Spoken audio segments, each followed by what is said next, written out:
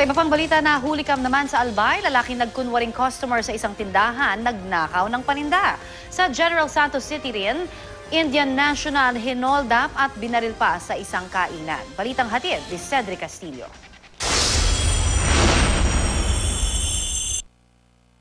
Walang kamalay-malay ang isang Indian national na habang kumakain siya sa isang tindahan sa General Santos City. Target na pala siyang hold-upin. Tinutukan siya ng baril ng isa sa tatlong salaring sakay ng motorsiklo. Ang isa, kinapkapan ng biktima habang ang isang lalaking nakaupo sa kabilang bahagi ng tindahan nagsilbing lookout. Nagmatigas ang biktima nang kinukuha na ang kanyang bag, kaya ang isang hold-upper pinaputukan siya sa paa. Nakuha sa Indian ang isang relo, cellphone at 10,000 piso. Kumaripas palayo ang mga salarin, nagpapagaling na sa ospital ang biktima. Sa tulong ng ilang residente, nahuli ang sospek na namaril sa Indian. Natuntun natin yung location ng suspect. So, and they possibly identified na yung nakuha na namin ng picture is yun yung suspect na nag-hold up sa kanila.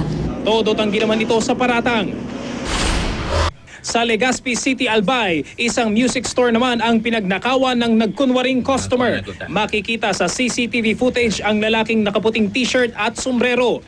May pinakuha ito sa sales lady sa loob ng estante. Ibinigay ng sales lady ang pinakuhang paninda, pero ang suspect may pinakuha ulit. Habang abala ang sales lady, dali-dali niyang dinekwat at binulsa ang isang Swiss knife na nagkakahalaga ng mahigit 5,000 piso. Patuloy na pinaghahanap ng mga otoridad ang suspect. Cedric Castillo, GMA News.